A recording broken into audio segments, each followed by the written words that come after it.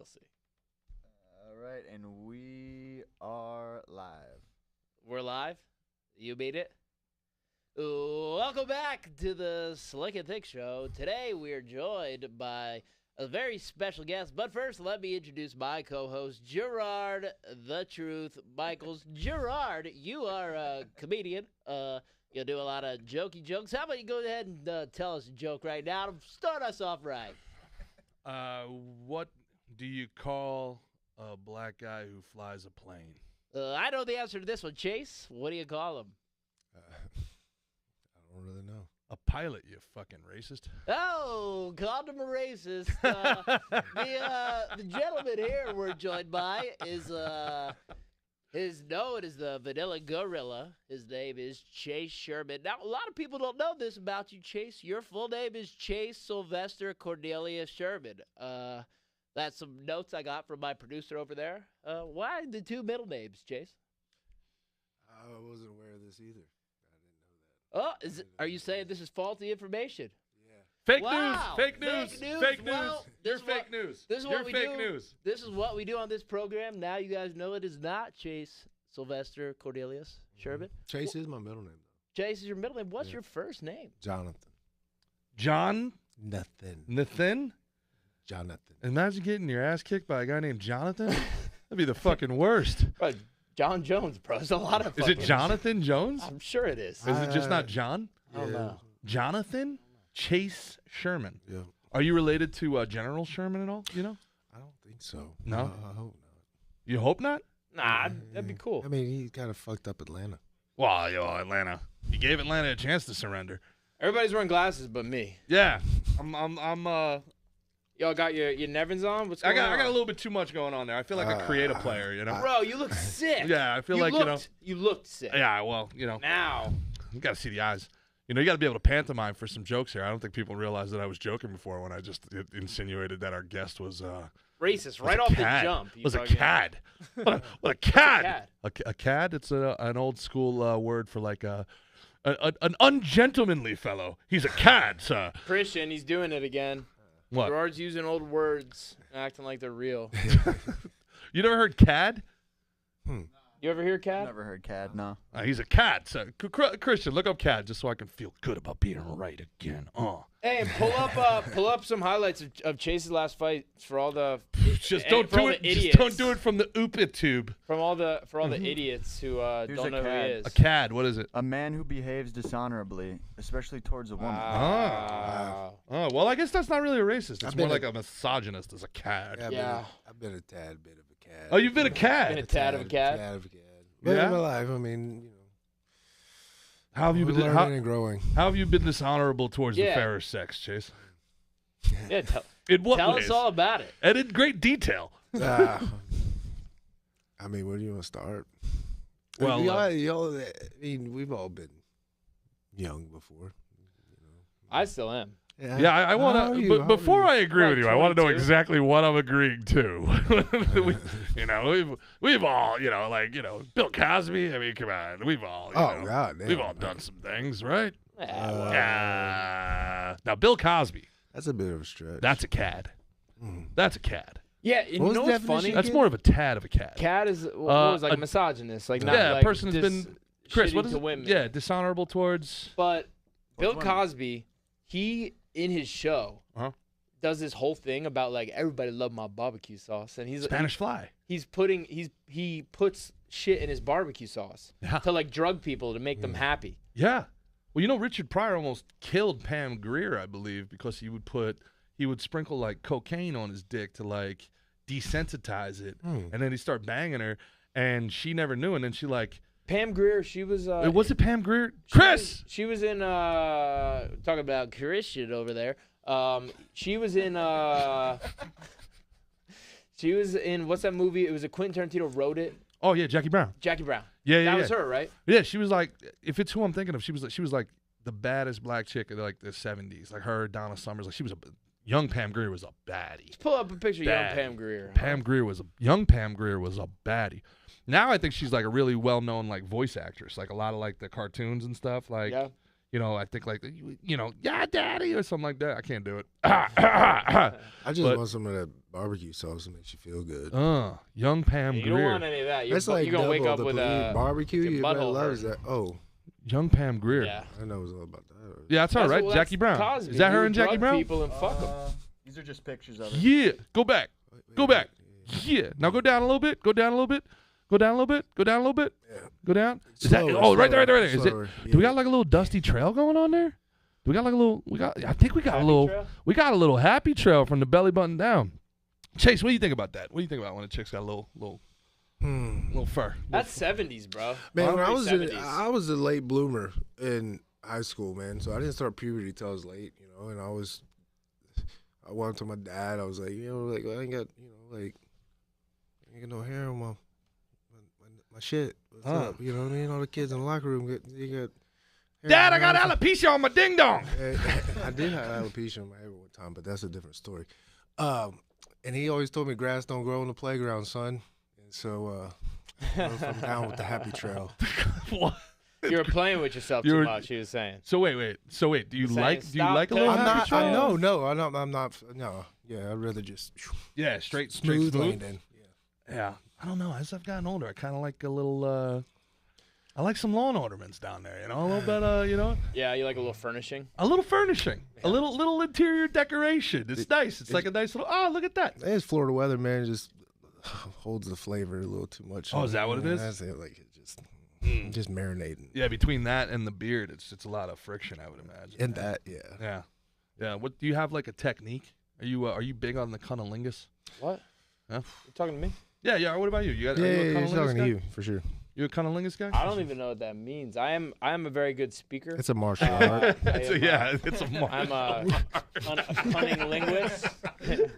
He's a cunning. It's like linguist. verbal judo. Yeah. You know what I mean? That's what I think you're asking. me. Yeah, So, yeah, man. verbal I'm judo. fucking, I got skills. and Yeah, everything. you a verbal black belt. You got Yeah. Hell yeah. your Uncle June. Judoka. Well, it was Uncle. I heard Uncle June likes to take trips down south. Yeah. He goes down to Boca. He goes down the Boca. Uncle June. What were they saying? What was the?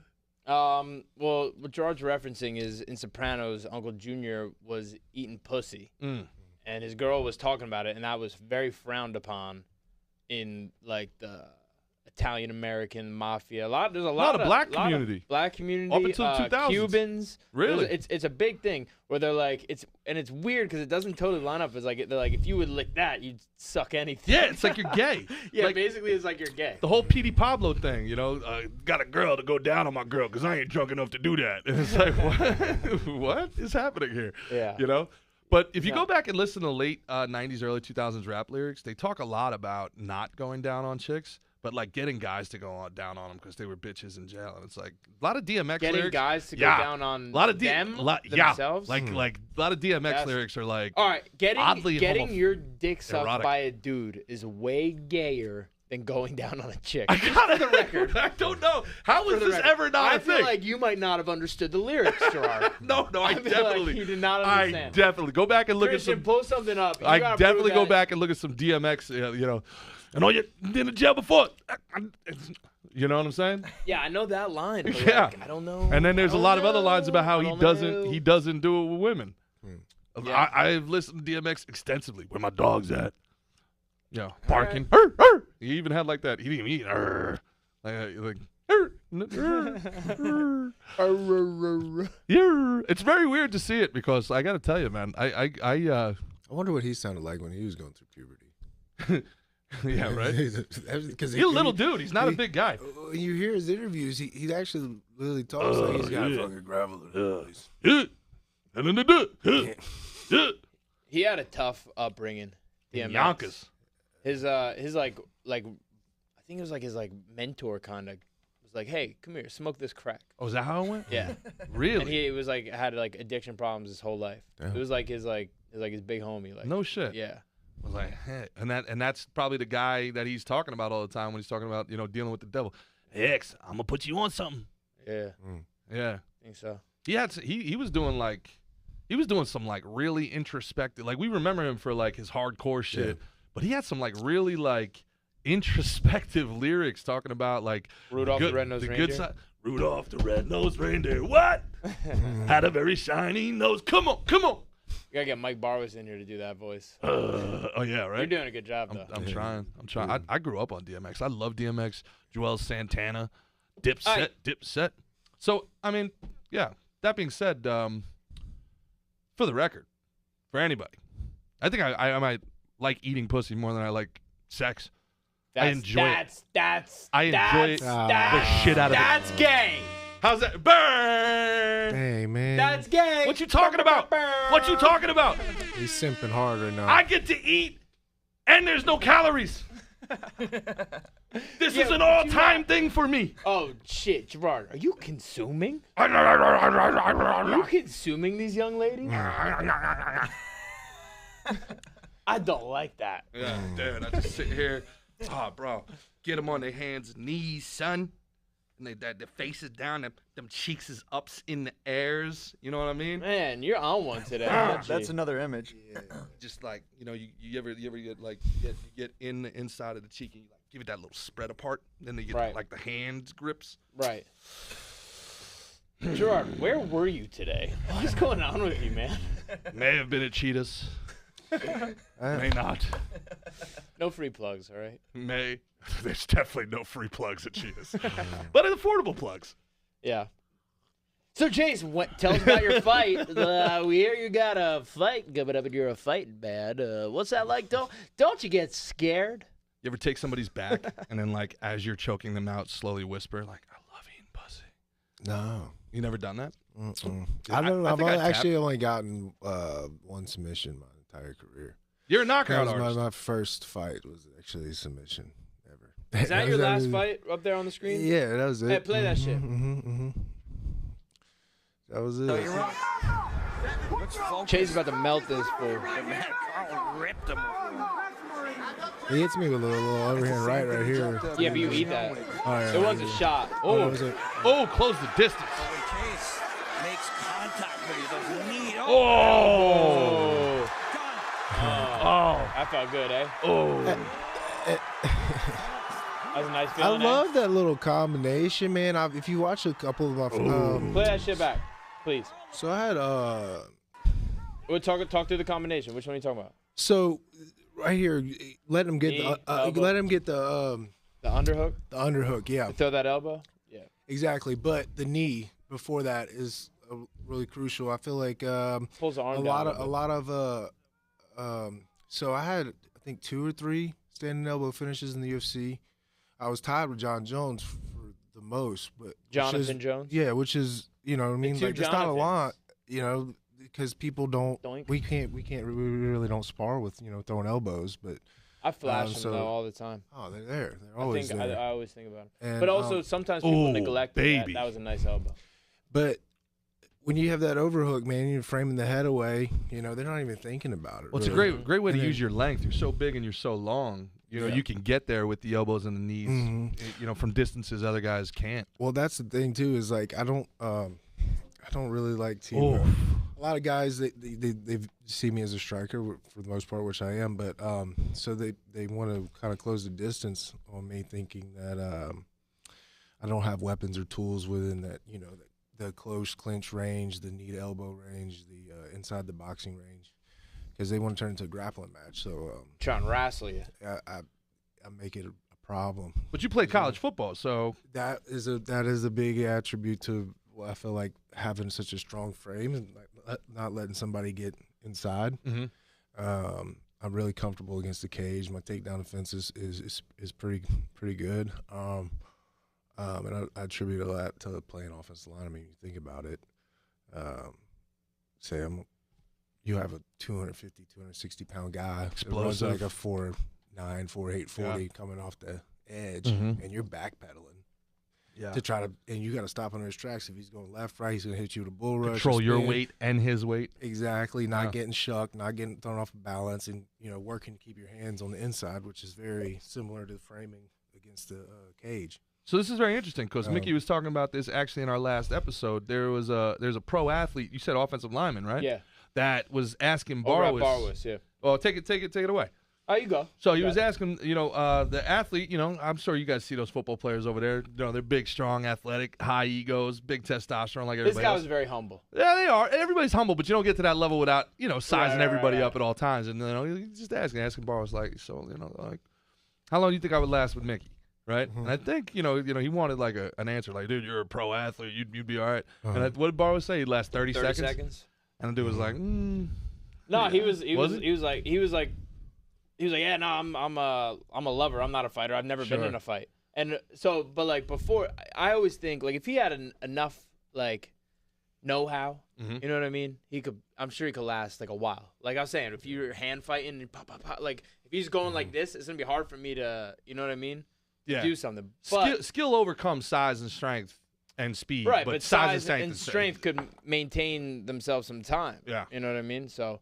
Yeah, that's pretty much that. But at the same time, like, yeah, maybe he'd rush in and try to tackle me, and I'd probably grab his neck, or I'd hit him in the face. But if he was just to play a good defensive fight, or his idea was, was to keep distance and then bear hug and fall on me, you know what I mean? He might win a round. So what do you think, Chase? If I could train that dude for like a year, I bet I could train him to beat me one round. One round. You'll get one round. Maybe. So do you think it's easier for a football player to become a fighter, or do you think it's easier for a fighter to play football? A football player to become a fighter. I mean, you have to learn the sport of football. Obviously, if you're talking about if the fighter had never played football before. You played offense or defense? In college. In college, I played offensive line. All right. Wait, tackle? I played tackle and guard. You couldn't have been this lean though. How much were you? I got up to 290. That was the most I could ever. The whole in one night. Yeah, and I was still like the same frame. I just 290 at 6'5" that's pretty lean, man. Yeah.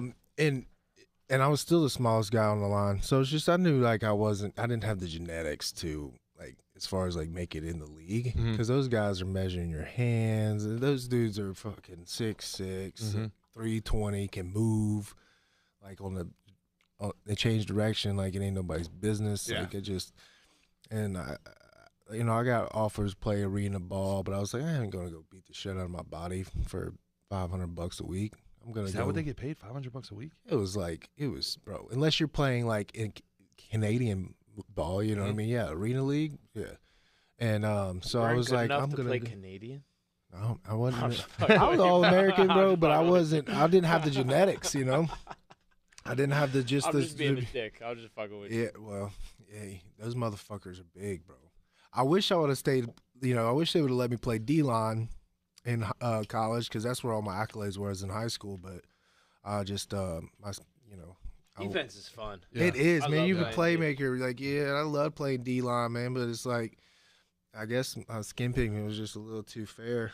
I was like, look, I don't care if I run a fucking 5.2 40. Look at the game film. Yeah, I got game speed. Yeah, you just get off the ball. Hey, you just gotta be quick, not fast. Yeah, I mean, fuck. Especially if you're playing like a nose tackle or something. And I could have played even. They could have put me at a tight end or something. And I could just develop my, my speed, my agility versus trying to keep on all this. Well, that was that J.J. Watt thing, right? J.J. Watt was a big, but they thought he was. He didn't have good route running, good blocking tight end, and they were like, how about you try the other side of the ball? Yeah, J.J. Watt. I'm like, oh, okay. Yeah. I don't need to run routes. I just need to, quick burst off the ball and grab people. Yeah, see you later, bud. I remember playing nose tackle, taking handoffs. Yeah, like the other team's handoff. They'd be holding the ball for the guys, and I've like taken like 4 or 5 of those. Yeah, that's just fun. I was quick off the ball. I was very quick, like to get in there. So they put me at nose tackle. Fuck shit up. I heard was a nose tackle was remember Teddy Bruschi back in the day? Of course. He was like one of the greatest nose tackles. They lined him up. Yeah, they lined him up over center until they had Vince Wilfork. Oh my God! Well, he was a linebacker in the NFL, but I'm saying he was a nose tackle. Yeah. You're growing up. Yeah. What about little Mike Ditka, bro? He was a linebacker. I met Mike Ditka. Yeah. Well, tight end. Oh yeah, that's right. He was. Yeah. Tight end. I thought for some reason you're thinking Dick Butkus. He revolutionized the tight end position. He was like the first receiving tight end. Dick Butkus, he's a bad motherfucker. Bad motherfucker. He had to be with a name like that. Bad. Oh, that's like Dick Butkus. Just died. Just passed away. I know, but he was. I'd have killed myself a long time ago. He would get very angry before games. He would get very angry before games. Boy named Sue. Boy named Sue. Aggression. Who would? Dick Butkus? Yeah. He would get like all hyped up. Yeah. I've always wondered that with you guys. Like, what do you like? Do you ever like get upset? Do you ever get yourself in a mind frame? You ever like just look at like libs of TikTok and be like, I'm gonna kill these people? Use whatever you got. You got to use whatever you got flowing through you. So Yeah. if you got fucking love flowing through you, can use that. If I got You beat could- by a guy with but if love you got- flowing through him, I'd be But so upset. if you got like anger, you could channel that. Yeah. Too. It's So all whatever energy, it is. man. It is, yeah. The last fight, and I've always been one to try to suppress it and try to keep my heart rate down and my breathing and just kind of just not let the nerves get to you.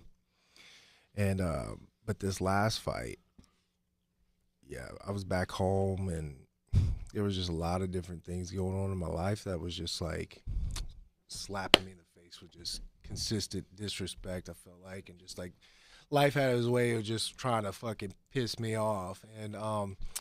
And so the whole later half of that camp, like the 2 to 3 weeks heading into the fight, I just did I did guided meditations every day, 10 minutes. It was on cool.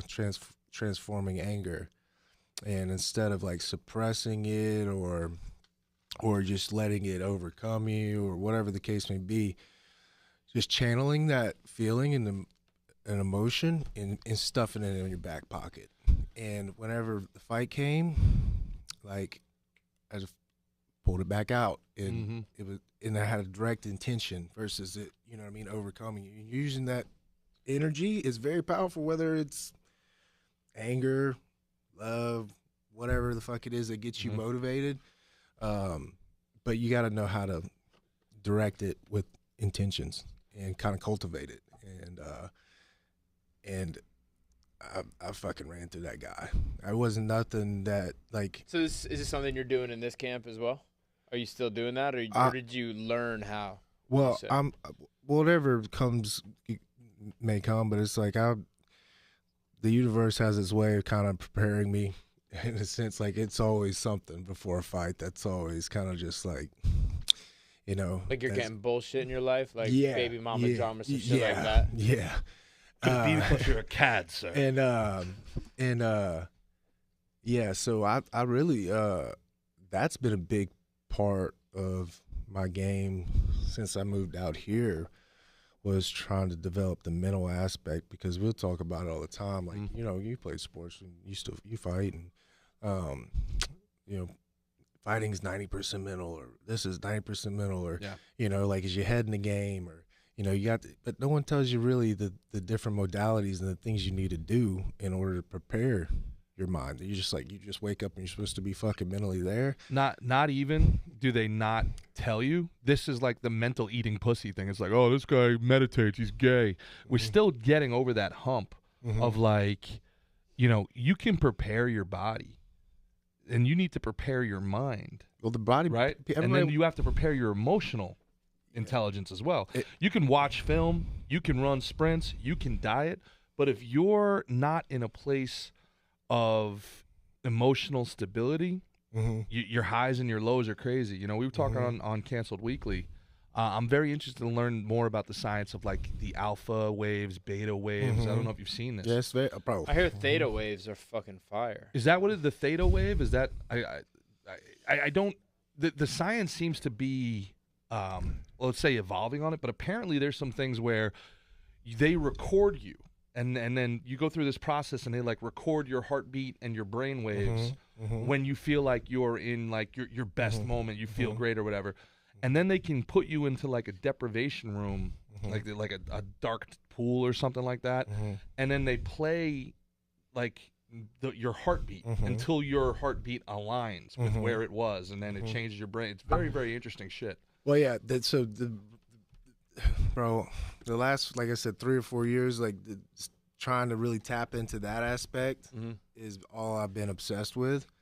And everywhere from neuroscience to quantum physics to philosophy, spirituality, all that shit revolving around the brain and the mind. But I really was, the 3 main things that, that kept coming back to having good mental health, or just a healthy mind in general, it was reading, writing, and meditation. Mm-hmm. And those things open the neural pathways and put you in the present moment to where you aren't dictated by your emotions or the things going on around you. You're aware of them.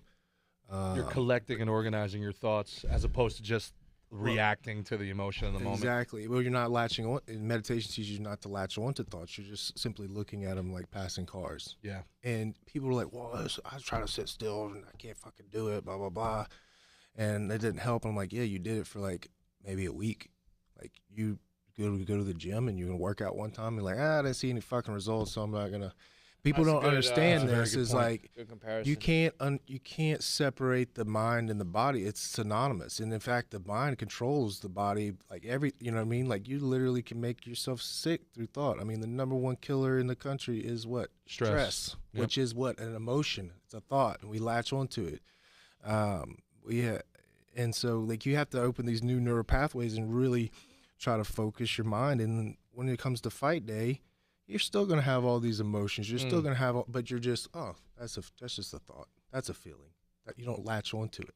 And you take the things that you can use, you put them in your pocket, and the shit that you can't, you throw it away.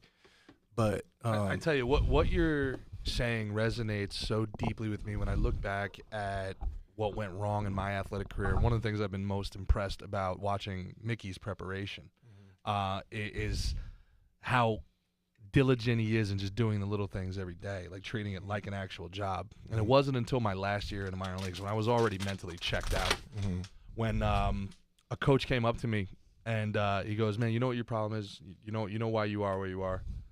And I'm like, because fucking the world's against me. He goes, whatever, right? And he's like, no, because nobody can count on you. Like, you could come out and just wreck a game. You can go 4 for 4 with 3 home runs. You can be the most talented guy on the field in any day, and then you can fucking scream at the umpire, get kicked out of a game, be thinking about 2 at-bats, while you're out in the field making an error. He's like, you're the best player at any given time, and I just don't know what I'm going to get out of you. Like, this is your job. You got to be a professional, man. Like, I don't need you to go out and wreck the game. I need you to go out and not fuck it up for us. I need to be able to put you in the lineup and know that I'm going to get 9 professional innings out of you. And it seems interesting to hear that now, but like all you cared about was I got to be the best. I got to hit every fucking ball as hard. I got to hustle. And I was always more and more and more, harder. Like, but I was never thinking about consistency or same. And I never thought of it as like, dude, this is my job. I just got to show up on time and do my fucking job, And the rest of that season, I fucking crushed. It was like a huge weight went off my shoulders. But you'd always been taught your whole life, like, do more, you do better, right. Always, but you never just It's always like, things that you think you need to add on, but really, a lot of times it's things you need to subtract. Yeah, or just the consistency, the value in consistency, like waking up every day and being like, all right, I just got to do my job. Yeah. Just get my job done, and then, but you have to have a certain level of like acceptance that I just never had. That like, look, if I do my job, the good things are going to happen. If I do my job, I'm good enough, I'm going to get the results, as opposed to like this anxiety that the only way this is going to happen for me if I do more than everybody else, better than everybody else, Right. And then you burn out. Yep. You burn out, and then you just can't handle the losses. And then you become self-destructive, alcoholism, the whole 9, because you're living on the fucking edge too much. Well, you get attached to what you're doing is who you are. And when the things don't pan out the way that you want, you're like, oh my God, my life is falling apart because you're associated with this one thing, this one identity. Yeah, your identity's wrapped up in that. And whenever I didn't get re-signed to my last contract to the UFC, it was like my whole career was like, I was so fearful of that moment. I was like, I have to be in the UFC. This is my goal, my dream, blah, blah, blah. I was in it for 7 years.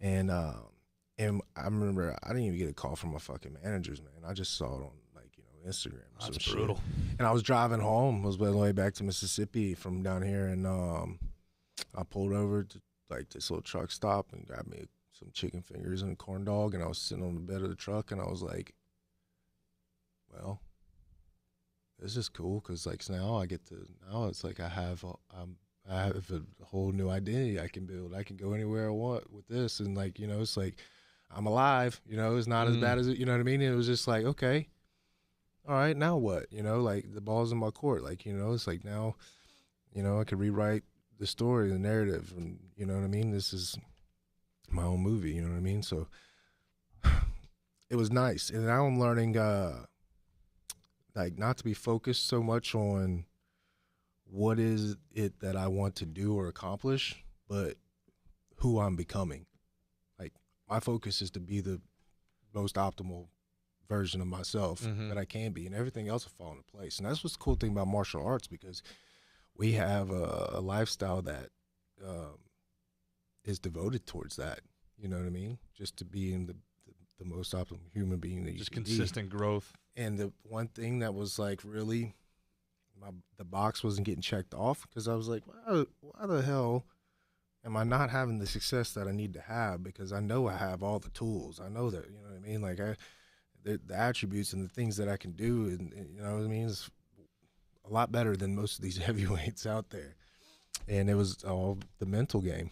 And we're just really unaware of the content and the bullshit that we're feeding ourselves, and we're, you know, falling into these traps every day and not even being a lot really of mental aware. junk food. Yeah, you just fucking think you're gonna go eat McDonald's every day and get the best out of your body physically? No. So why are we doing all this shit? Like, why are we separating the mind? Oh, your mental diet. Yeah, the Yeah, mind that's what I from meant. what are we doing to cultivate that? Like, how are we implementing these modalities every day into just like our physical training? You know what I mean? Like being consistent, disciplined with that.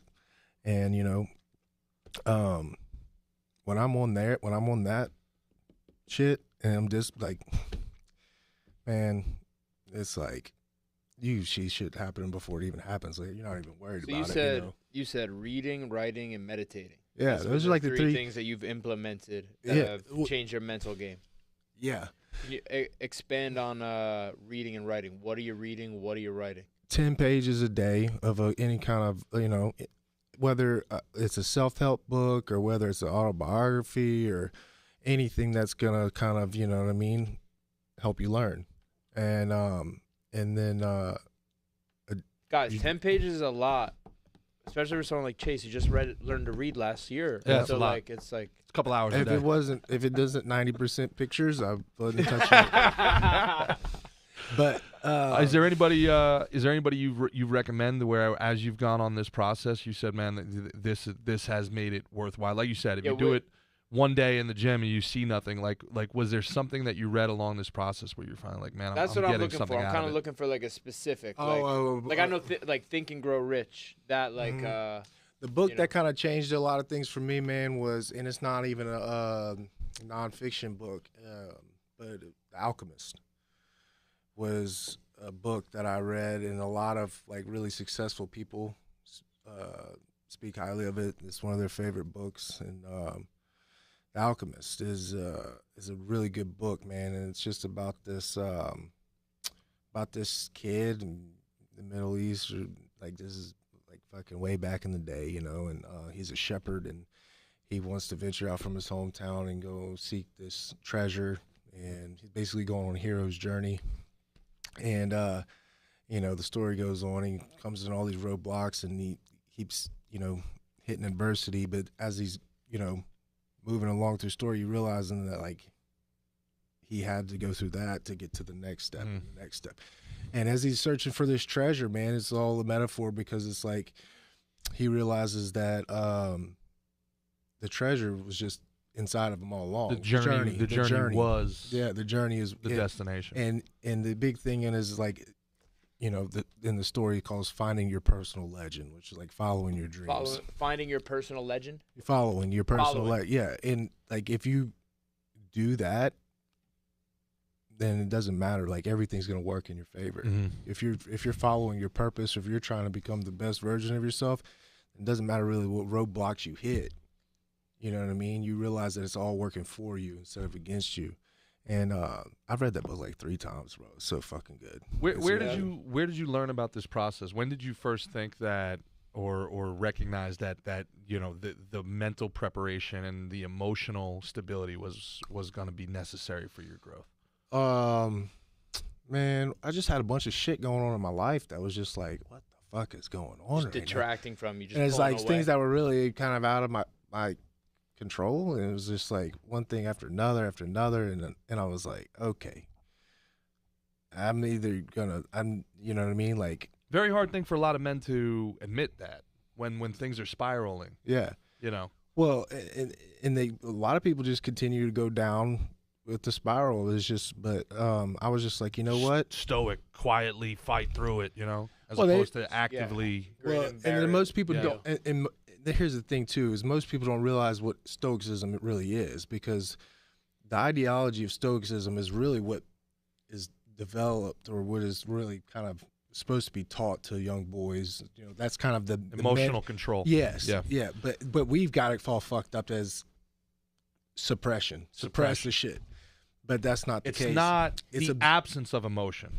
It's the control of your emotion. Yeah, well, it's just simply observing it for what it is. Or the acceptance of the moment. Yeah. That's a very good point. It's acceptance more than suppression. Yeah. Or repression even. Yeah, that's a very, very good because point. Because we, as men, or, stiff upper lip. Not to say that, the women don't have their shit in life that they have to deal with, but as the culture of men, like, we realize that, like, we're going to constantly have to deal with shit, adversity. So Stoicism just teaches you to basically approach it for what it is. You know what I mean? Not let your external environment dictate your internal environment and get the things done that you need to get done. I try to take a Stoic approach to being disciplined. That's, you know what I mean? That's kind of my philosophy with that. It's just like, okay, this shit needs to get done. Let's do it. Whether you like it or you don't like it, it has to get done. But yeah, so anyways, what were we talking about? That when did you... We were talking about things were spiraling, and and I was just like, you know what? If I'm going to be in my head, it needs to be at least a pleasant place to be. And so then I just started doing, research, man, and just started really kind of diving into psychology, and that kind of led to, before psychology, more of a spirituality, because when you hit rock bottom, it ain't nobody around. Sometimes the only person you have to go to is God. And so that led into that, and then psychology, and then philosophy, and then I just became obsessed about learning about the brain, because it's all synonymous. If you look at it all, it's all synonymous. And then that led into neuroscience, and then quantum physics, which is like the study of energy, and all I do is, bro, sit down at night and just get on YouTube and learn about this shit from I don't know if you follow Andrew Huberman. Yeah. Dude, why that's part of the reason I do some of his whole outline. It's it's so simple. It's things though that we don't implement into our daily life. Like, how many motherfuckers after they get out of college or whatever, they just decide to stop learning. They decide to stop picking up new things they want to learn or whatever, and then we get stuck in the daily culture of being on our fucking phones, looking at shit content, listening to shit music, listening to fucking fake ass news. That's just all this other bullshit, and you think that it doesn't have an effect on your brain, but your brain only really, your perception of reality is the content in which you put in it.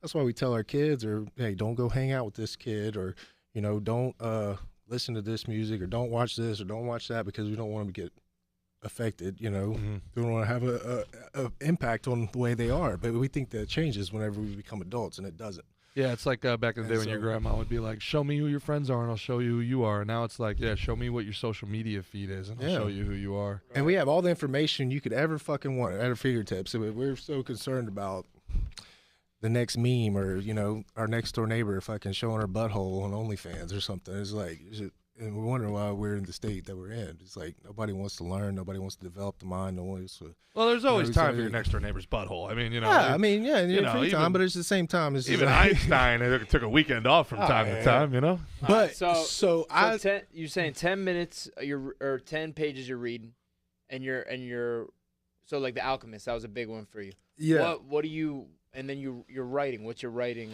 So you just journal, man.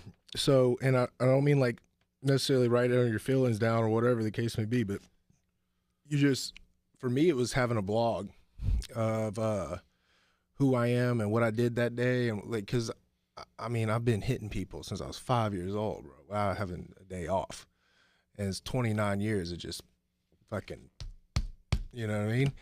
And so I was like, well, I need to, if I can't remember shit when I get older, at least would like to have like, you know what I mean? Like flip it over, like, all right, this is the date, time, where I was, and what I did today, or who I was that day. Or, Yeah. I mean, but regardless whether you hit people or not, dude, one of the best things I could tell anybody. I thought I would remember all my stories forever. Nah, hell no. They all combine into like one ball of memories. One of the things like all ball players, why they like getting together so much is like they remember a story about you and like, oh shit, that's right, that did happen. Yeah. You know, it's like old war stories, man. And it is wild when you get to that mid-30s where like you start like wondering, did I dream that? Did I do that? Did that really happen? And man, what I would do to have a journal to go back and look on that's something you've just convinced me to 100%.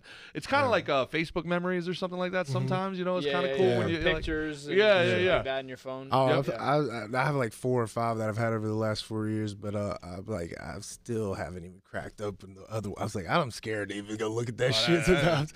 But Green Lights by Matthew McConaughey was another great book, and he journaled since he was a kid, and he went out into the desert and took all of his journals with him, and was out there by himself, and he wrote this manifesto, and basically a story of his life. He went back through all his journals and kind of wrote down, and Green Lights was kind of like the same with The Alchemist, was him telling his story, and then throughout the story you would hit, red lights or yellow lights or little detours or adversity, but you realize that he would come back to like he had to go through that in order to get to where he's at. So it's just kind of giving you like a little bit of inspiration, understanding that you're exactly where you need to be, and it's not just because the light might be yellow or red or whatever, it's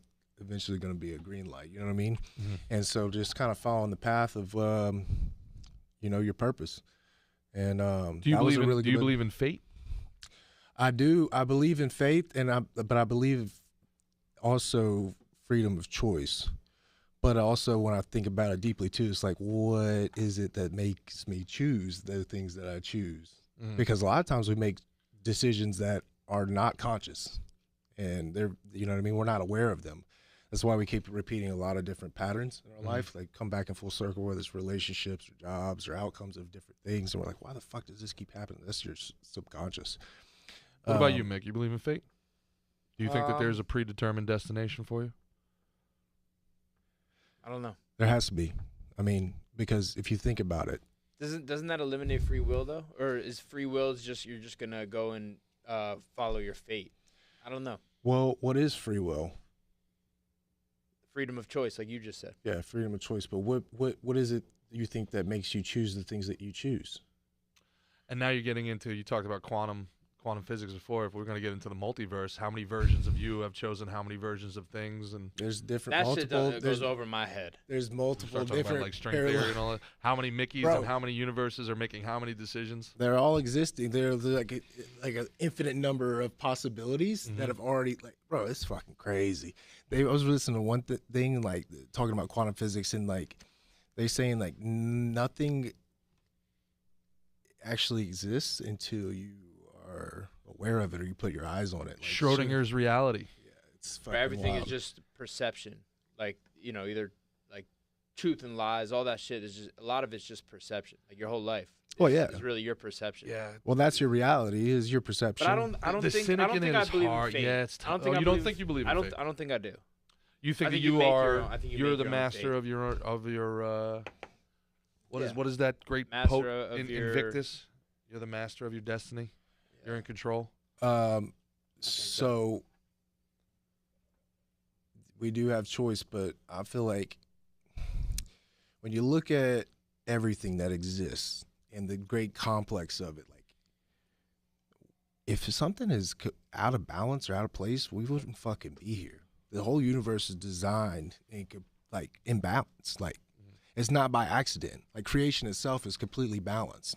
And so you wouldn't be what is the can he pull up the probability of like what it is what the probability of you being born is? Yeah, it's like a billion to one just in how many sperm you're competing with. Is that right? It's so 1 in 400 trillion. Yeah. 1 in 400 of trillion. your existence. That's not even just talking about just a sperm. And that's just the money we've spent on Ukraine. And and so when you think about it like that, you're here for a purpose. You whether you believe it or not. See, now this is when whether that purpose is what you want it to be or what it isn't. You're in order you are here for a purpose. I mean, when you think about it, when things get out of balance, it always has this way of resetting itself. You know what I'm saying? Life or the creation, the universe, whatever the fuck you want to call it, it always has a way of resetting itself because it has to in order for it to exist. What's your beef, G? The cynic in me. Sirloin. What's your beef? What's your sirloin? You know, I just don't have that feeling. I don't have that feeling that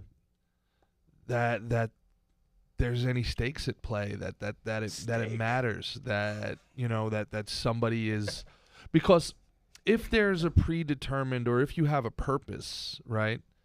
What is that purpose and who does it serve? If you follow that logic chain out to the end, who created the purpose and what is the purpose of the purpose, right? So we really can't explain it because we have a finite-based mind. We don't have and that's like what came first, the chicken or the egg. Well, nobody will ever fucking know. But creation itself is the essence of that, is what made the universe. You know what I mean? Like there was nothing before creation, and like the fact that. So you don't believe in the simulation theory whatsoever? Which is we all live in a simulation. This is all a simulation. This is all some sort of astral projection. Well, I mean, the Matrix. Essentially. I don't believe in that shit. But I mean, you're saying it was still creation would be the very essence of the beginning, though. Would be creation, which is essentially right. So it's God predating us hopping into a simulation. The thing that we created AI, which created us, so that we could create AI. So, for instance, okay, so if let's say nature, there's an overpopulation of a certain type of animal. Typically, you'll see what happens. A disease, something rids them of this, another predatory animal, you know what I mean? Or evolution, whatever the case may be, there's always an answer for life to continue on through creation. So there is fate, there is purpose, there is obviously, there's something that has to be balanced, bro. It's just how it is.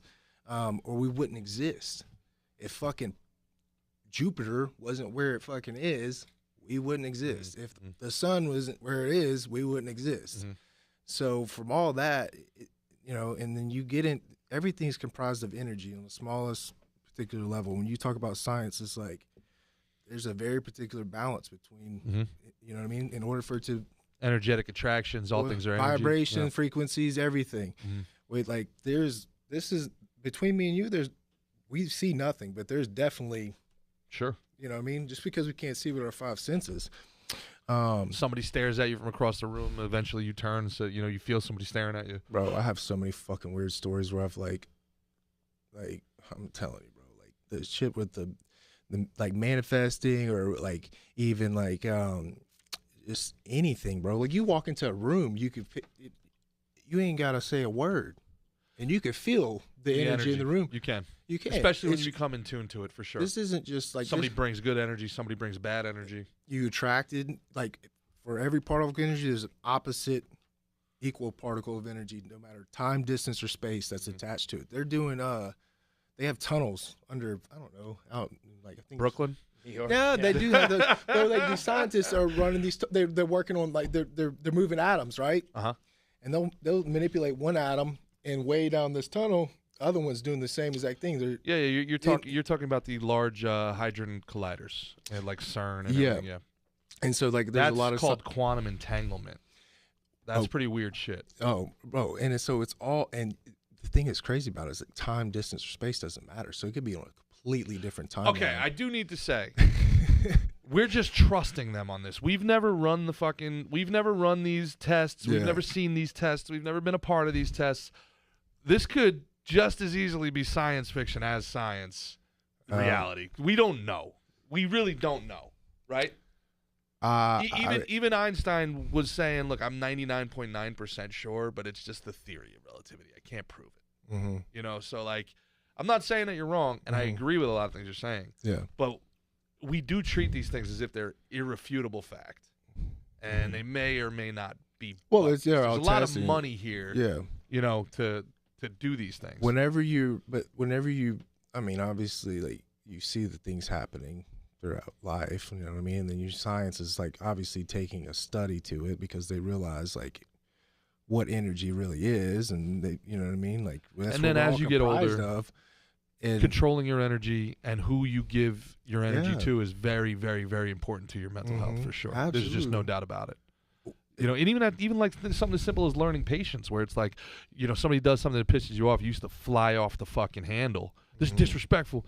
Now, like, you know, I really try to give it 48 hours, and if I'm still pissed off for 48 hours, all right, I got to handle it. But you'd be shocked at how many things you're just not pissed off about after 48 hours. And it's like controlling your energy and controlling your environment. You just don't give a shit. Well, they say it's actually like if you an emotion, the actual emotion only lasts for like a minute or two, but it's the attachment to the emotion, the thought process. If you keep bringing it up in your head, now you're getting angry. You know what I'm saying? Like, you wait. So your girl cheats on you, and you're feeling you're only gonna feel that emotion for a minute.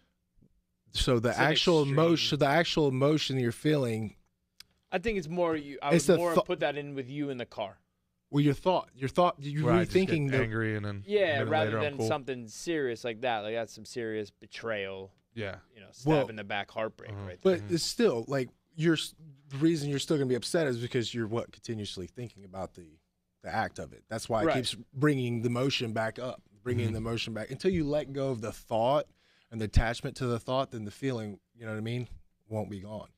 And so that's what I was. What do you mean by that? Explain that a little bit further. So All right, maybe your girl cheating on you is extreme, maybe, right? But I don't know. So like You were supposed to get a fight, right?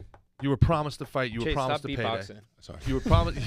You were promised a fight. You were promised a payday, and 6 months later, 7 months later, you finally call them. You say, "Look, man, actually, we're gonna go in a different direction." There's anger. There's sadness. There's fear. There's anxiety. You have all these different things. You have to process them one by one, I would gather, right? I mean, I don't know. You know, I guess I would feel them all at the same time. I guess. I mean, I don't know. I mean, like, hold on, fear. Just wait a second. I'm gonna be angry for a minute. But no, what I'm saying is, the initial emotion. I forget what the statistic is, but it literally only lasts for a very short period of time. But what it is that we can't keep go. harping on We it. can't let go of the thought of it, and so this emotion keeps reoccurring because we're still thinking about how angry we should be or how upset we should be, and therefore the emotion doesn't go away. Wait. So when you say we should be, that implies that this is like learned behavior. That if we weren't, like, if we didn't know that getting cheated on was bad, we wouldn't feel bad about being cheated on. So it's not, I actually don't hurt. It's, oh my God, what are people gonna think about it? Like, what if people find out? Like, people, is that the idea here? I mean, no. What I'm just saying in general, like, I think okay, I yeah, I understand guess what it would be a he's saying cultural more. thing. I mean, obviously, if it's getting cheated on is bad. You know what I mean? But then there's So- people in open relationships where they seem to be beyond that. They don't care. Yeah. Well, it's all progressing in a certain direction. I mean, you know, 40 years ago, you didn't see half the if you seen half the shit you see now, 30, 40 years ago. You don't see your you'd be neighbor's like, butthole on TV "That's 40 years right." ago. God damn And it. now it's fucking normal. I was like, oh, you ain't doing OnlyFans? What a weirdo. So, yeah, that is obviously that's conditioned behavior. But what I mean is your body, biologically, your body is not supposed to, if you're a fucking caveman Mhm. and you just witnessed your cave woman get eaten by a saber-toothed tiger, you don't have time. Biologically, you don't have time to be depressed or be upset or this and that. You know what I'm saying? Like, you don't, those emotions, you know, like they're there biologically for a moment in order to obviously teach you a lesson or, you know, not let you get eaten by a tiger as well. But then your release them, but it's the thought process that keeps rehashing them that we get attached to. That's why stress is such a killer, bro. It's because we latch onto it. You know what I mean? We latch onto that thought of like, I gotta pay these fucking bills, or I gotta do this, I gotta do that, and so it's evoking all these emotions that are negative and causing you, you can have heart problems, or whatever, depression, all that shit. Cortisol, stress makes you fat. Yeah, belly Wild. fat, yeah, Crazy. yeah. So that holds inflammation in your body, all kinds of stuff, man. And so that's why another thing like meditation and practicing stoicism. All You those said things. what was the type of meditation you're doing? So I use this app called Headspace, and it was pretty cool because it's just 10-minute meditations are guided. I think the guided meditations are great. Yeah, and I find it hard to just do it myself. yep, and that's exactly why you need to do it. Because if you can't quiet your brain, then obviously you need to. Right. It's like, oh, I can't do that. My meditation is cleaning the house, or my meditation is going to ride my motorcycle. Oh, motherfucker, that's not meditation. That could be That's therapy. That's not. but Yeah, it's not meditation, because where's your mind whenever you're alone and you're in bed and there is nothing stimulating it? You know what I mean? You're with yourself. Where's your mind then? Is it quiet, or is it fucking? You're crawling up the walls, you know what I'm saying, to try to, and so you have to whip that motherfucker in shape, just like you got to whip the body in shape, The mind is neuroplasticity. The cool thing about it is the mind's ever changing, so we have the ability to, always bring it back to like a state of homeostasis, like where it should be. But with that being said, too, is like the content we put in it and everything else, it's also changing then as well. So being disciplined on that, man, that's the hard shit. Like you think working out and exercising and all that shit's hard? Nah, man. Like being wary of every person you're around, the things that are being said, the shit you're listening to, all that. Yeah, and you have to. And really I don't have it believe off. in And by no means, bro, am I fucking there? I'm not like some Jedi. You know what well, I mean? fuck, Like, I've been listening to you this whole time. Well, I'm just hoping, you know what I mean? Maybe No, you're doing a great job. Do you know what'll get you there, though? If you go to Discipline. TWC.health, if you go to TWC.health /slick and thick, that's slick, you know what? the letter N, thick. TWC.health, do you know that TWC.health, founded by doctors who put people over profits? The great Peter McCullough, who was right about everything during the last pandemic, sits on the board of TWC.health. They have everything that you need. After you get your brain and your mind and your emotions in track, these guys will keep your body healthy so you can use them. This is the best multivitamin on the market. What is it? This is TWC.health, the wellness company. Healthcare without the propaganda. Go to TWC.health. Is this for cognitive functioning, or is it for more? Oh, they have cognitive function. Check it out. They've got spike support. They've got immunosupport. They've got ivermectin. They've got Z-Packs. If you go, Antibiotics. you can register for their everything you need. telehealth, and they'll have everything you need for the next thing that may come out. The next thing that may come out. This right here is a superpower. This is better to have it and not need it than need it and not have it. They got a perfect pack. It's like condoms. My mom used to tell me that all the time. Yeah, look at this. They got amoxicillin, amethylzethicine. I don't even know how to say that. 12 tablets, ivermectin, anything that happens. I can't have amoxicillin. No? I'm allergic to it. A penicillin. Really? Yeah, I didn't find that out. I found that out until the doctor was like, "You need penicillin, buddy." Well, no, I was in a hospital once, and then I found out I was allergic to. That's a good place to find out. Well, do you know why? You know why you're probably allergic, man? Because these pharmaceutical companies are insanely corrupt, and we know that now after what's happened the last 3 years. That's why the wellness company is here to help you get out of this for-profit pharmaceutical business. Go to TWC.health and tell them that Slick and Thick sent you. Yeah, go get you some kids, dog. Oh, Just in case, you know what I mean? So yeah, man, I love talking about this shit. Like, I could talk about this brain. shit all day. Oh, bro, I love it. And that's what we as men need to be focused on. You know what I mean? Is like just becoming the best fucking version of ourselves. Yep. And then fucking overthrowing the government and what? Oh, just now we're fucking deep. Gerard episode. Here we go. The platform. Yeah. I was serious about all those comments, man, about, Hey, starting a small militia. We just start small, you know. You just take out a few post office So, and maybe some city Chase, council buildings. you have a fight coming up. You're fighting. Mickey's trying to pivot Off the so radio. hard. Pivot! Fuck those guys, man. We gotta. Something's got to be moved in silence. This fellas, is but, the that's a very good point. To our FBI handlers watching, we're joking. It's a comedy show. Yeah, What do you sounds think higher. about the big game coming up? You played college football. What do you think of the Super Bowl coming up here? Man, I love football, and And you love betting, he's a Swiftie. which is why we go to BetUS.com. The game is fun to watch, but it's way more fun when you have something to lose. when you have something on the line. You want to feel something. You want to give you want a yourself little something to juice. meditate. You need a Little little Hugo. juice. You need a little something, right? So if you use code SNT125, that's SNT125, you get 125%. Which of means, Gerard, if I put $1,000 in, 1,000 clams. how much I get? 2,250 greenbacks. How these fucking guys stay in business? You know, huh? you know what we call that? Where we come from? Scott. Scott. You get $2,250. You put 2,000. Did you know that we went? I know you're a big fan of the program, so you already know this. But we went 6-0 in our playoff picks. So if somebody had come into the playoffs and used our code SNT125, SNT125, put $1,000 in, bet our 6 picks, they would have over $50,000 right now.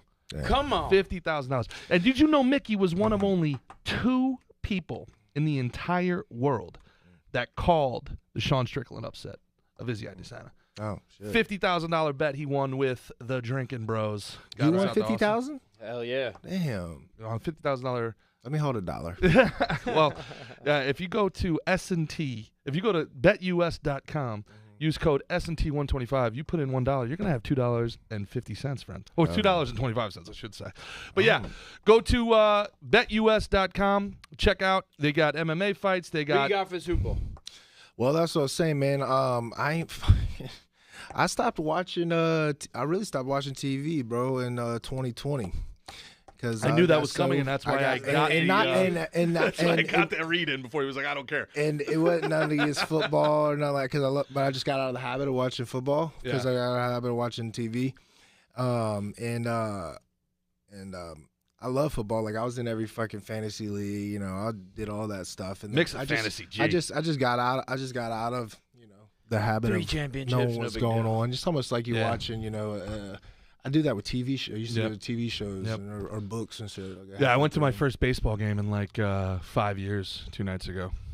It was, it was fun. It was fun to see it and everything like that. But it's, once you've had the best seats in the house, the second best seats in the house just don't do.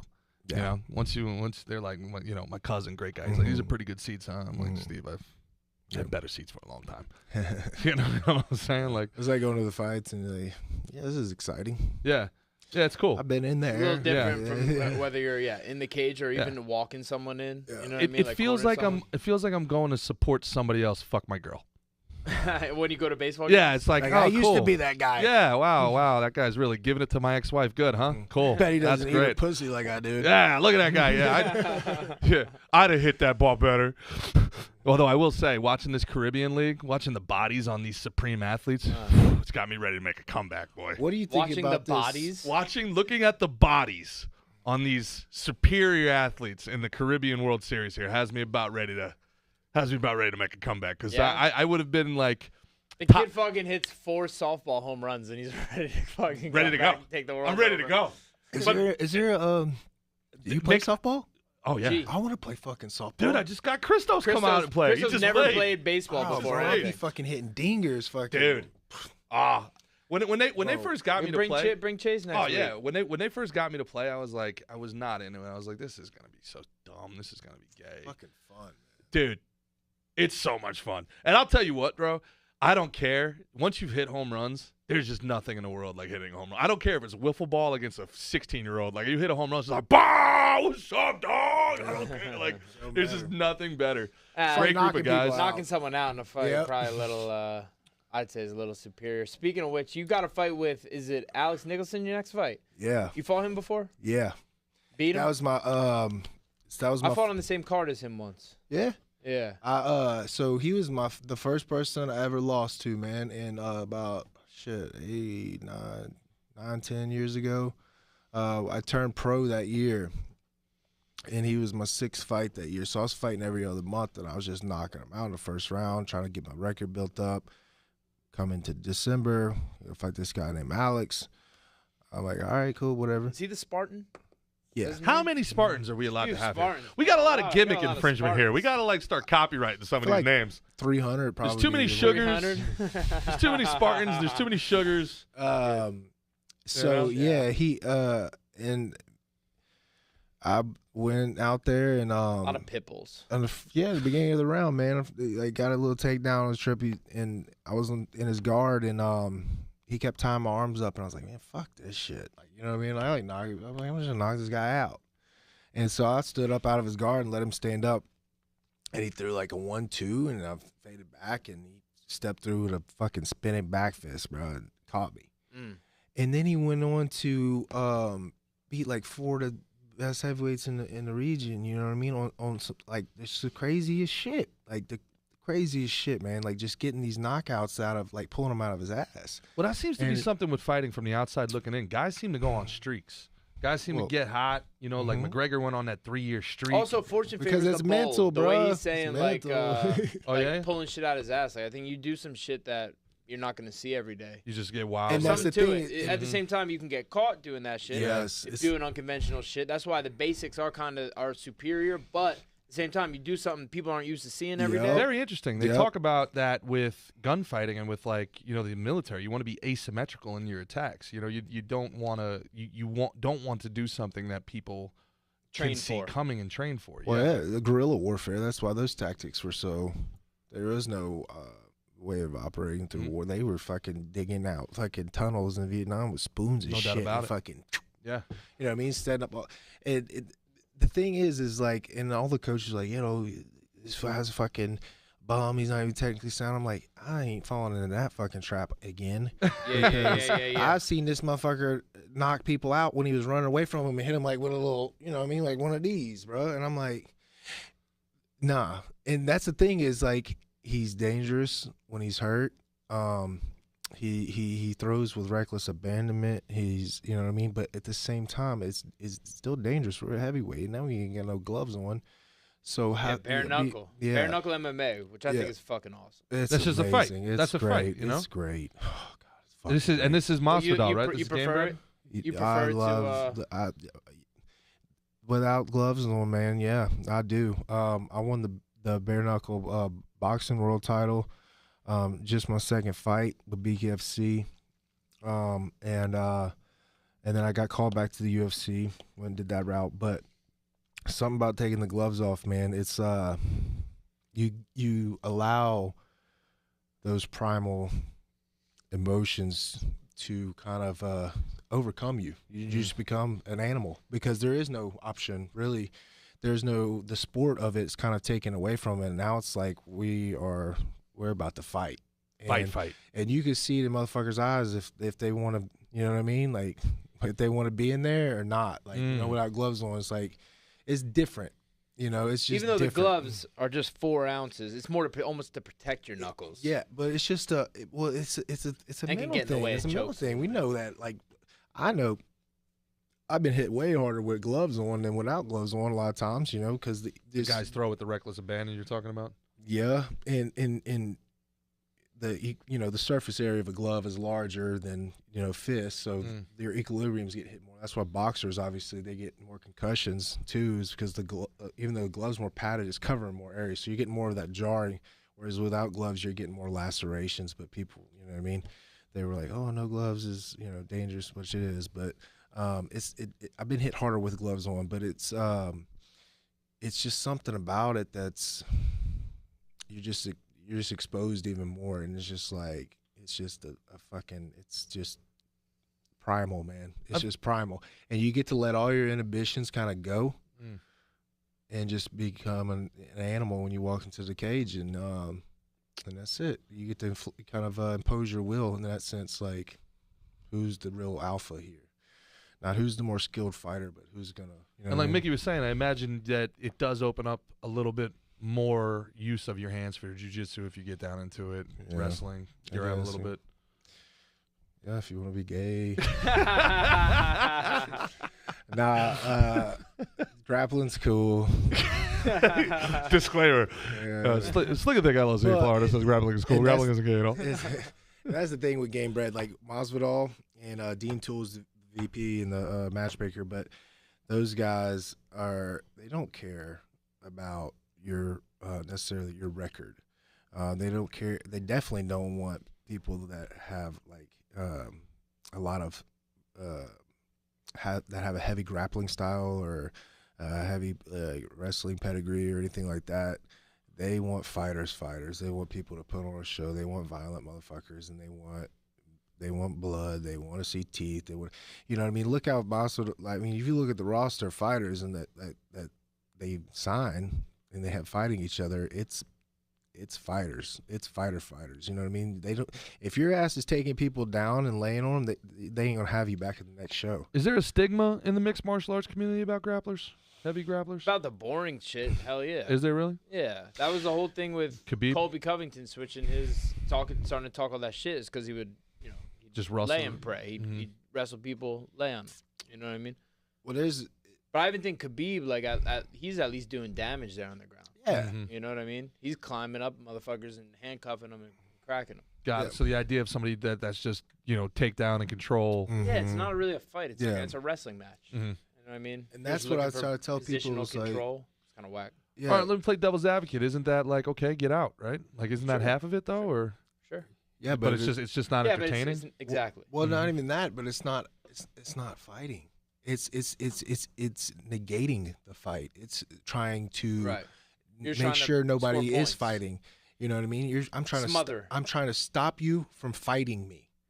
It's a very it's defensive in that sense. Like when you looked at Volkanovski's first fight with the fucking how you say his name? Makachev. Yeah, and like the fact that he could literally just hold on to his back and be on the cage and getting punched in the face by Volkanovski and still be winning the fight. That's a problem for the sport because the scoring it needs to be readjusted because if it isn't, then what's going to happen is I feel like the sport is slowly going to drift and die away because grappling is a dominant way to negate the sport, wrestling and you know what I mean. So people are just going to really get super proficient at that and just hold motherfuckers down. You're talking about like the Russian and Georgian and what's Khabib is from Dagestan, like the whole Dagestani thing.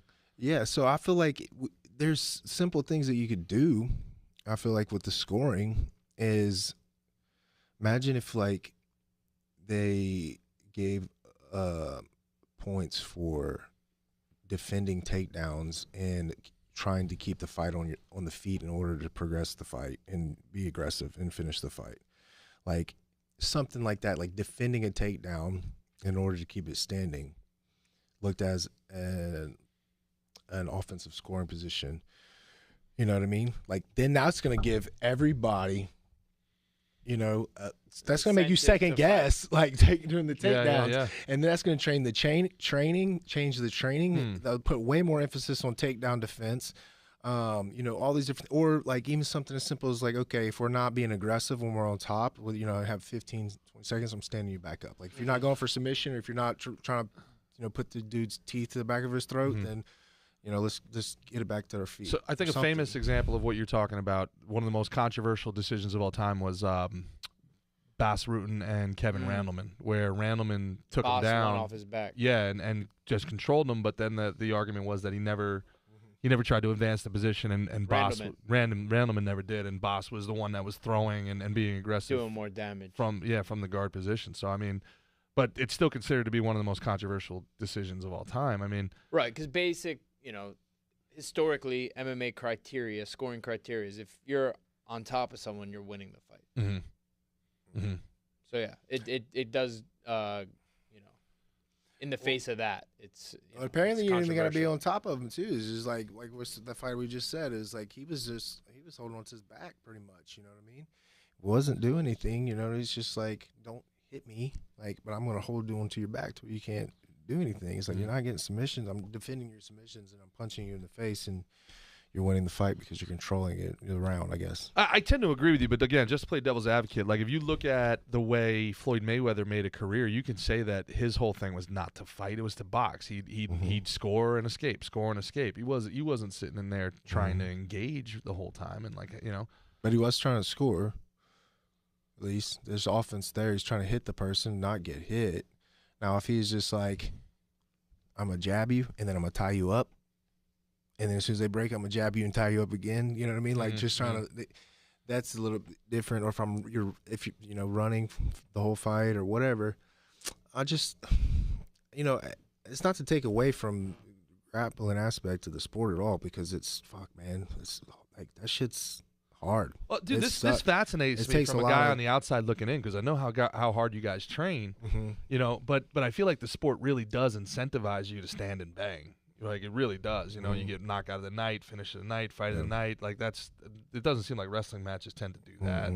But so much of what you train is ground and wrestling, right? So it's like, and that's the thing is like, people want to win.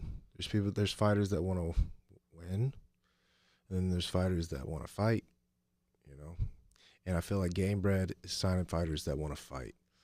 And a lot of guys on that roster would much rather lose and go out on their shield, fucking throwing hands. Who are some of those guys on the roster that you're referring to? Sean Soriano's one. Well, yeah. But they would rather lose instead of like maybe squeaking out a decision or from grappling or having ground control. You know what I mean? Who else is of our boys on there? Irv's on there, or Erwin Rivera? Emiliano. Yeah, Emiliano Sordi. Myself. Darian Abbey has gotten to fight for them. Oh, nice. He's fighting someone else, though. He's fighting, I think. He's fighting somewhere else, right? He's fighting Tim Johnson, another wrestler. I don't fucking like him either, because he's made a lot of sly comments, like little. I've seen him since Gamebred started posting highlights and stuff of my fight, and I see comments and like with a yawny face and shit like that. Oh, really? I'm like, motherfucker, you literally got cut from the UFC because you were boring, not because you were losing, because you literally laid on motherfuckers and was you got cut. And you're gonna put a yawning face on and I called up Dean. I was like, hey, does this guy want to fight for y'all? And he's like, yeah, he's a free agent. He wants to sign, blah, blah, blah. I said, fucking sign him, and I'll fight him, please. Isn't that why he put the yawny face? Maybe he needed the heat. And then Dean was like, no, we ain't signing him. He's too fucking boring. Is that what he said? They ain't signing grapplers, man. They ain't paying the money to fucking watch people go there and, fucking dry hump each other's legs. So do you think your job is to win the fight or to put on a show? With Gamebred, put on a show. And that's what's nice about it, too, because it's like I'm getting paid more than I did in the UFC. So I don't really have to worry about if I don't win this fight, I'm going, I might pay my bills, whatever the case may be. And they know, and I know that they don't care about where the decision goes. They just want a violent fight. That's what they keep saying is the most violent show on earth. And so it's tuned towards the fans that want to watch, fighters fight. Where's the fight? Orlando, March 2nd.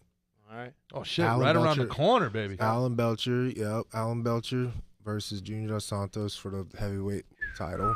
JDS. And then that's the main event, obviously, and then me and Alex is the co-main. And so whoever wins me and Alex's fight is going to be fighting whoever wins that belt. That's Belcher's your boy, no? That's the one dude that taught me how to fight. Well, taught me martial arts. He taught me how to fight as a professionally. You know what I mean? How to fight. And so if he wins, my good you friend, he can, bro. I can't. I don't think I could do it, bro. And they had to have a good bit of money because this guy that is my friend, bro. Legit, you know what I mean? He's since I was 16. You know what I mean? And it's not if they don't approach me with us was a really hefty deal, or if for some reason Alan was I want to fight Chase, you know what I mean, then I'm just it's not that important to me. whenever he gets done with it, because he's told me he doesn't plan on fighting that much longer. He wants to go win the belt in bare knuckle and then be able to say he's the best bare knuckle fighter in the world, because he won the bare knuckle boxing heavyweight title as well after I did. And so if that happens, and I don't care, man. It's not that important for me. I know what I can do. I'm gonna let my work speak for itself. And whenever I get a chance for the strap, and as long as he's not the one that's holding it or whatever, then yeah, I'll fight for it. But yeah, it's tough. You don't want to take food off your friend's plate. You don't want to fucking that. It's just fucking gonna be awkward as shit. All of it sucks. Like, you know what I mean? Like, I gotta stay with Alan when I go back to Mississippi. That's where I stay. You know what I mean? I want to visit my family and kids and all that. Like, you know what I mean? He's coming in on Friday. He's gonna finish out his camp here, and so we're gonna be hanging out and training together. And I got a lot of memories with that guy. It's like some things just ain't worth it for me. You know what I mean? It's not, my ego ain't that big.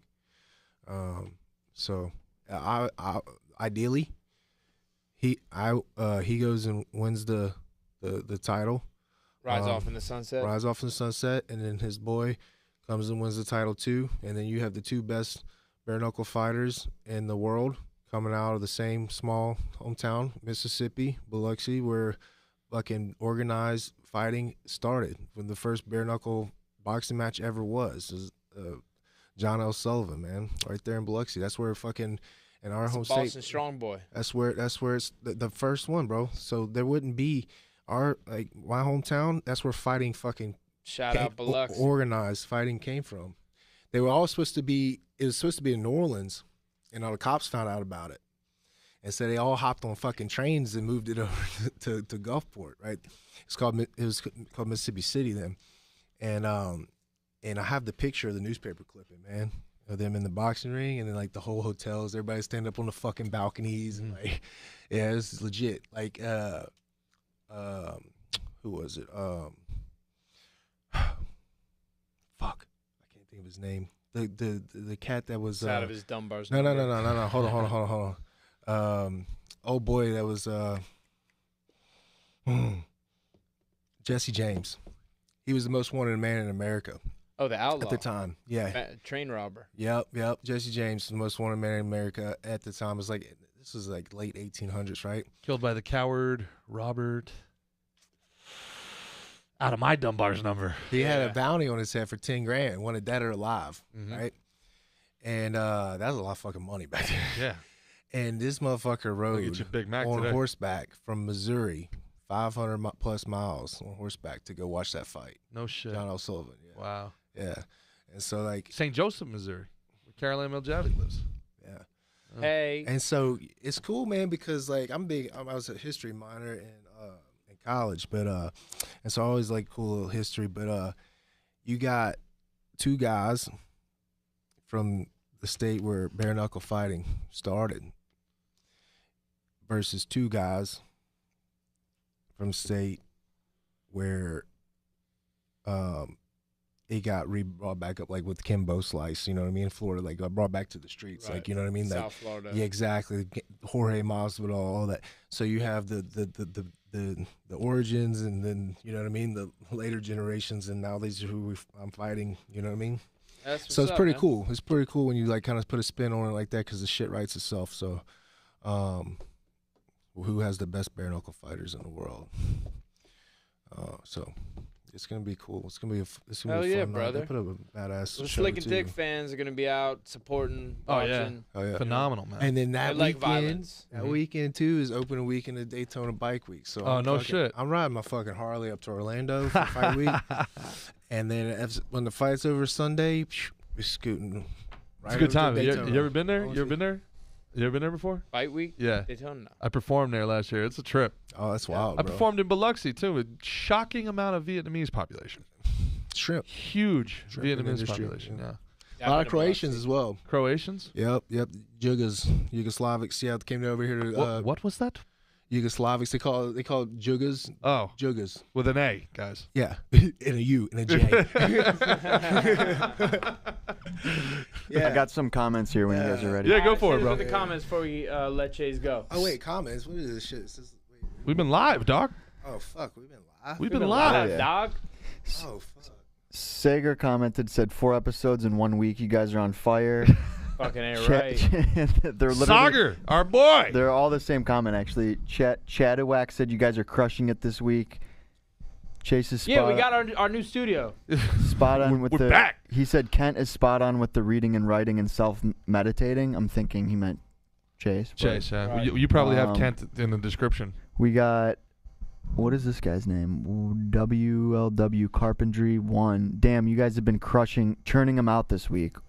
Yeah, baby. Yeah. Yeah, baby. You're welcome. We love you guys. Turn 'em Yeah, and burn man. 'em. Turning and burn. I guarantee you, people did not tune in to the Chase Sherman episode expecting to get Yo, yeah, for real. This Chase, depth you've been of fucking conversation. deep, brother. Yeah. It's been loved it. And dude, I wish we had more time. We got to churn and burn some more. You got to come back on, man. The people that I feel like we've barely I know. scratched the I surface know. here.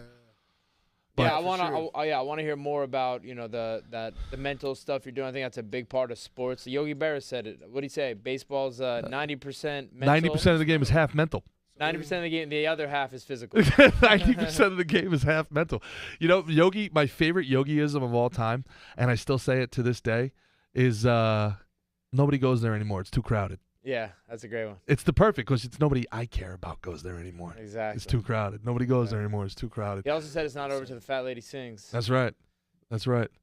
I think I And hear her singing. she's singing, baby. Chase, tell the people where they can find you, man. I mean, right here. Right Back here. on the Slick and Thick in show. the place. No, you look at Man, the all I have description. is IG, South man. Florida. Just Chase Sherman _UFC. I know I'm not in the UFC anymore, but those motherfuckers won't let me change my. I don't know how to change my username since it's verified. You have to like go through all these extra really? steps and Jumble stuff. I've through tried to change hoops. it. Yeah, they're like, you're not Heavy flex. All the haters are like, Heavy oh, you're not flex. in the UFC anymore. Fucking, I'm like, yeah, no shit, motherfucker. I gotta know tell that. you, man. I never realized how I hate this term, but like toxic the UFC fan base is.